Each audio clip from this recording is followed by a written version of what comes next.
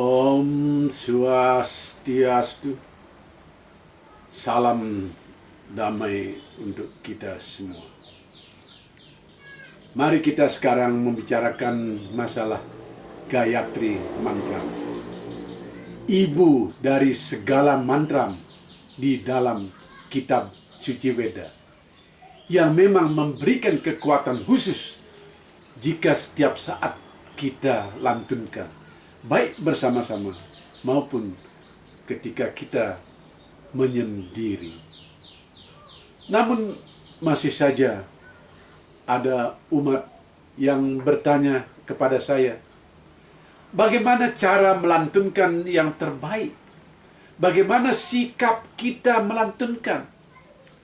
Dan irama apa yang terbaik untuk melantunkan Gayatri Mantra ini? Sahabat yang baik, Gayatri Mantra ada di dalam kitab Rigveda bagian ketiga, sloka 62.10, yang oleh para tetua kita di masa lalu dijadikan mantra pembuka bait pertama dari serangkaian puja Trisandya yang terdiri dari 6 bait, yang selama ini kita lantunkan setiap 3 kali sehari, pagi, siang, dan sore setelah matahari terbenam.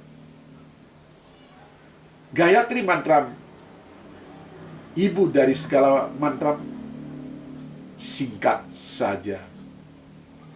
Om Bhurbuaswah Tat Savitur Variniam Bhargo Devasya Dhimahi Dhiyo Yona Prachodaya.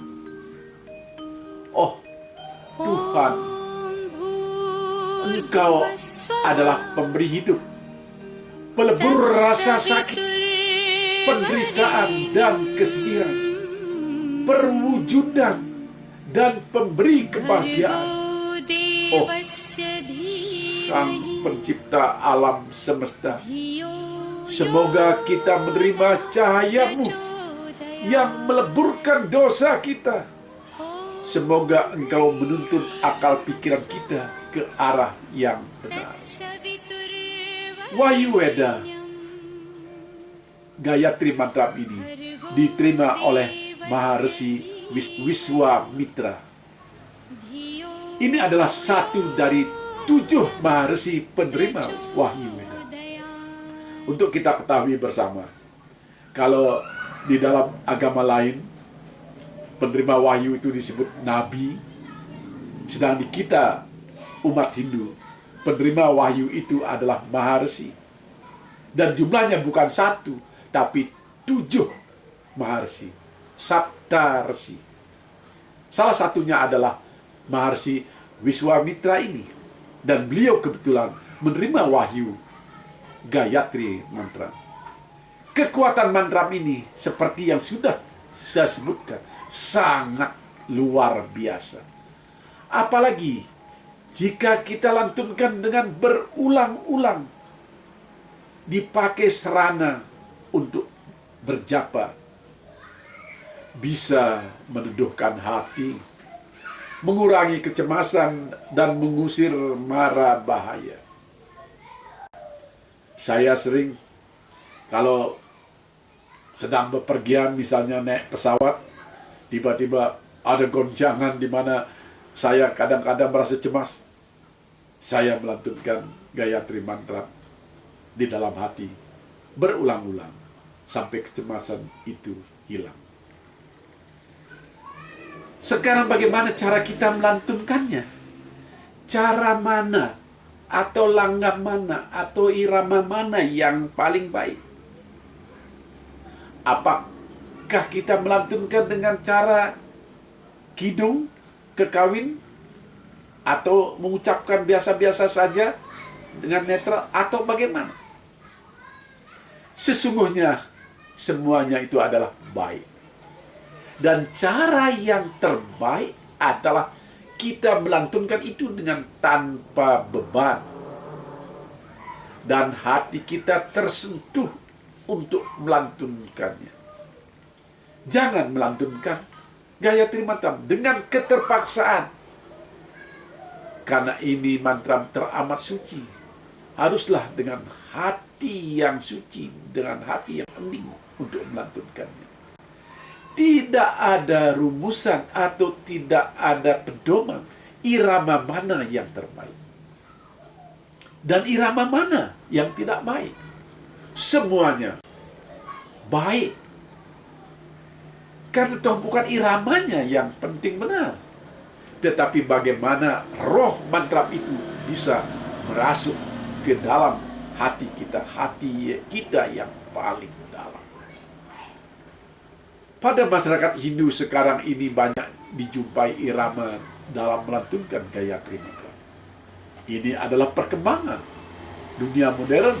Semuanya mencari kreasi-kreasi baru. Ini sah-sah saja. Dan tidak ada yang salah. Ada yang disebut dengan irama untuk anak-anak.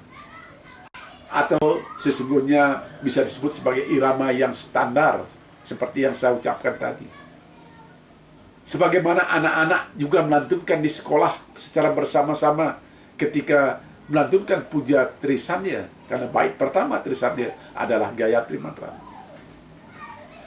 Tapi ada pula yang melantunkan mantra Gayatri bersama rangkaian puja Trisandya itu dengan irama kekawin. Sebagaimana yang biasa disiarkan oleh radio dan televisi sekarang ini. Kita pada tahu semua di Bali, semua siaran radio dan televisi, baik pun itu televisi nasional yang siaran di Bali, ketika jam 6 pagi, jam 12 siang, dan jam 6 sore, pasti semua melantunkan Gayatri Mantra. Kemudian sekarang berkembang ada aliran Hindu atau Sampradaya masuk ke bumi Nusantara ini. Mereka melantunkan Gayatri Mantra dengan iringan tetabuhan, kendang, kecapi, dan segala macam, dan disebut sebagai Gayatri Mantra bergaya India, atau sering juga disebut ke-India-Indiaan. Itu penuh keceriaan. Silakan, bagus. Kita mengucapkan mantra dengan penuh keceriaan. Mungkin dengan cara itu meresap ke dalam hati kita. Sementara ada kelompok pemusik yang dipimpin oleh gitaris kita yang sangat terkenal, Dewa Bujana, dengan kelompoknya yang disebut Nyanyian Dharma. Dia membuat irama baru, Gayatri Mantra, dan itu dinyanyikan dengan baik oleh Tri Utami, yang mungkin bukan umat ini, tapi tidak apa-apa. Semua orang berhak melantunkan apa yang dia inginkan. Lalu ada juga grup musik rock yang melantunkan Gayatri Mantra dengan gaya rock, dan videonya itu ternyata sangat digemari. Kalian semua bisa melihatnya di YouTube. Dan masih banyak ada irama-irama lain yang sekarang populer dan banyak disenangi oleh orang Bali terutama, adalah Gayatri Mantra yang ditembangkan oleh Luh Caplung. Ini adalah nama samaran dari Jero Murniwati, seorang penari arja dan seniman dari karyawan RRI Budaya dan Bahasa. Ini sangat menarik. Lalu mana yang terbaik? Bukan masalah yang terbaik seperti yang saya katakan tadi, tetapi mana yang cocok dengan situasi dan kondisi yang sedang kita hadapi. Kalau kita sendirian, itu menyangkut soal selera. Dan selera orang bisa bermacam-macam dan berbeda-beda.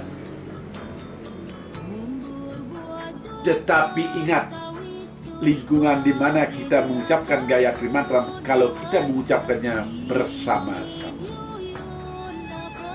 Karena itu, irama kekawin yang dipakai oleh siaran RRI dan televisi tidak cocok untuk anak-anak sekolah karena itu terlalu mendayu-dayu.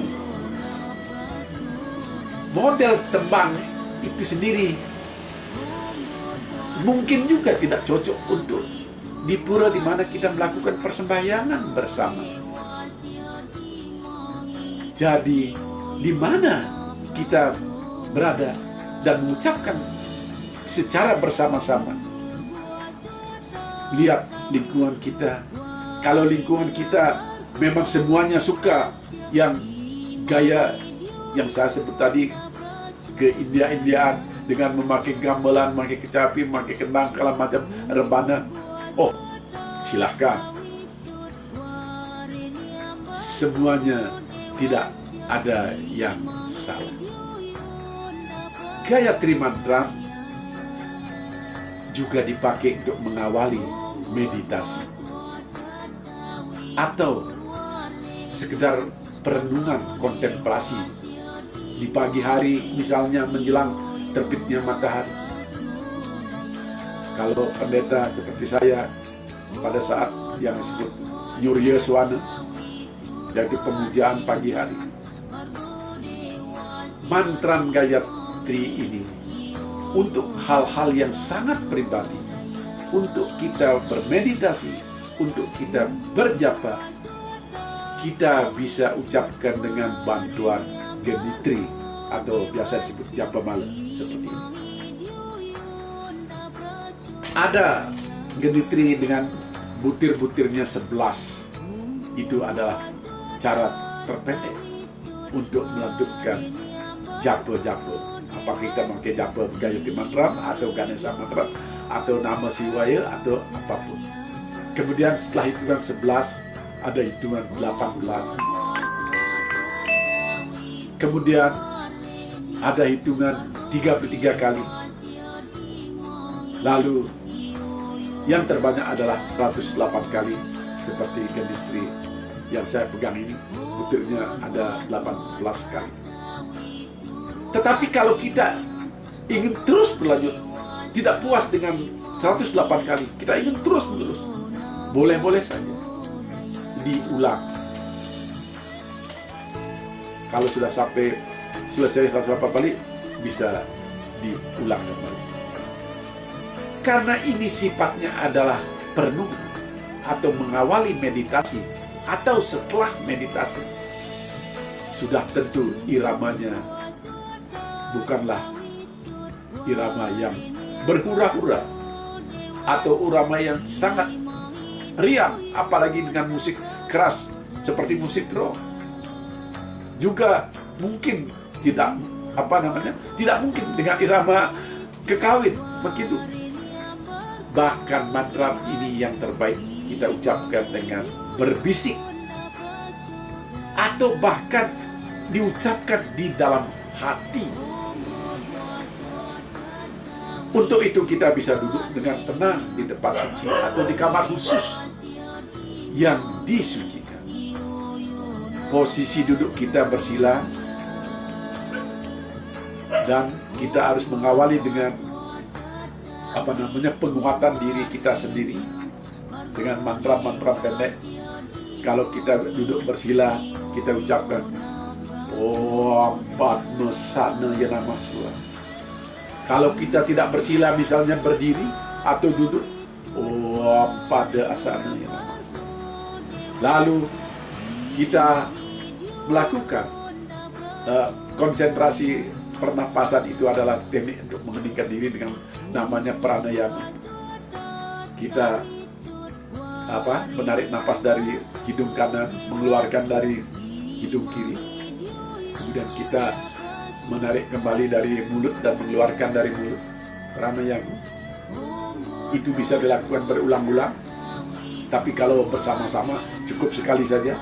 Kemudian kita melakukan karasodana. Karasodana itu artinya pembersihan diri dengan simbol yang dibersihkan adalah tangan kita. Tangan kanan di atas, kita ucapkan Om, Om, Om sudah mensuah. Lalu dibalik, Om mati sudah mensuah. Omnya bisa sekali dan bisa juga 3 kali, tergantung pemimpin ritual kalau kita melakukan persembahyaan bersama-sama. Dan tangan kita mengambil sikap yang disebut amustikarana. Amustikarana adalah kedua jempol kita bertemu, kemudian telunjuk kita bertemu juga tapi di belakang jempol itu. Cara mengucapkan Gayatri Mantra kemudian terserah kepada kesepakatan yang biasanya dipandu oleh pemimpin ritual kalau bersama-sama. Kalau sendiri, silahkan apa yang kita mau.